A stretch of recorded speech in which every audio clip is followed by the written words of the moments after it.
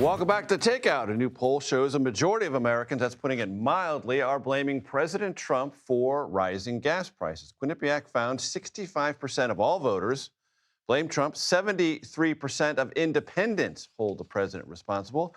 Political panel time. Let me introduce them. Democratic strategist, CBS News political contributor Chuck Rocha, and Republican strategist Erin Maguire. Chuck, this is a big beach ball coming right over the center of the plate. Please swing.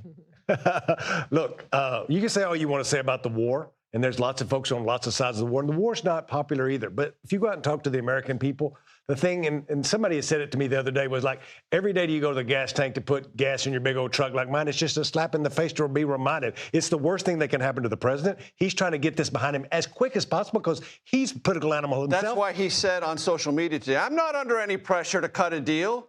When the president says I'm not under any pressure, Erin, usually they're under pressure. Or we're about a 2-week timeline away from figuring out what the next steps are, as we've seen with this president. But Republicans feel the pressure. Absolutely, they do. And Chuck's point is correct. People see it every time they drive past a gas station almost every day of their life, or they go and fill up. They are feeling the effects of the administration's decisions. So if I was advising the Trump administration, what I would be saying is right now what you need to be doing, yes, make sure Iran is happening, but you need to be having a presidentially led all energy, all the above energy push. What are we going to be doing to lowering costs? How are we messaging this? Because right now they have the secretary out on this, but if you put the president on the road, that's different. He's got the bigger, better bully pulpit, and maybe we can get a little more salesy on this. But when you talk about messaging, Erin, as I discussed with Ed O'Keefe, when the energy secretary says gas prices are probably going to be above, and I think he's looking at data that suggests that's probably true, and he's trying to give some hard truths. Going to be above $3 a gallon for the remainder of this year. And the president jumps out immediately and says, no, absolutely not. That's what you call a messaging problem. That is a messaging problem, and it's a continued one for this administration, but not one that they can't tackle, and not a difficult one here, right? 2027 is, essentially, 10 months away now? So it's not a forever away, but it was the wrong way to address this, to try and give people ease in the acknowledgement. You need to show them there's a path forward to bring those prices down. I'd be encouraging the administration to start showing that to the people. I want to talk to you about the Democratic approach to the governor's race in California. Governor Gavin Newsom still hasn't put his thumb on the scale. It's a rather formidable and sizable thumb in California, still off the scale. Tom Steyer spent $110 million, moved 4.5 to 5 points on the polls, depending on which one you read, but is currently the nominal front runner. Just got endorsed by Our Revolution, which is a progressive group founded by Bernie Sanders. Some of the progressives are now moving in Tom Steyer's direction. Do you think this feels over? This just in, all the progressive groups coming in for the billionaire, but I said that. Yes, right.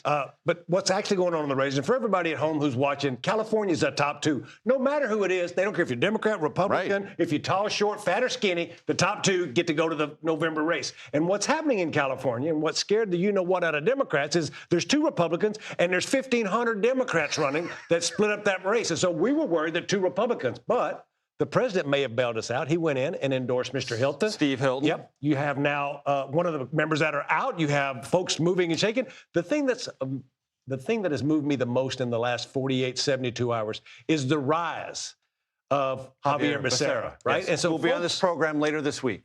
Folks in Sacramento are looking for a, quote, safe Democratic alternative. Safer. And Tom Steyer's probably not the one. Right, and who's more experienced with the state legislature, which Javier Becerra is, better known as a former member of Congress, HHS secretary, not a super big all-star, but safer. Let me say this. When Eric Swalwell got out of this race, all of the Democratic establishment in California, including a lot of the governor's people, were with Eric. And when he got out, it scrambled everything, and you see Javier kind of taking up some of that space now. Erin, what's your sense of things? I think that California was of its own making by Democrats here, right? They got all worried that there were so many of them in their primary that, oh, no, our jungle primary might come back and bite us, and it could be 2 Republicans. I don't think Steve Hilton is hurt by the president's endorsement here, because you can He's then certainly helped by it. But he is, and you certainly get the Katie Porter counterpoint of I don't need the 40% of Republicans in California who voted for Donald Trump, where they're trying to alienate the party. You're going to have to build a coalition as a Republican to win, but Steve Hilton is still consistently up there in the polling right now. It's still along forever to November, but it's not an impossibility at this point with how fractured Democrats are in California. He got help because I was afraid that him and Bianca would be even, and I think this pushes Hilton ahead. Right. 30. Okay, so give me real quick. What to watch for in the next week or so in California? Does Becerra continue to rise? There's a whole group of business Democrats, funding groups in Sacramento, start watching their money moving to a Becerra super PAC. That will tell you if they're true believers. If they are, then it can compete. Or Matt Mahan, the mayor of San Jose, trying to hold on to the tech money he still has. Absolutely. He was on the program Yep. last week. Absolutely. Chuck Rocha, you get the last word. Erin Maguire, always a pleasure to have you here. Thank you so very much.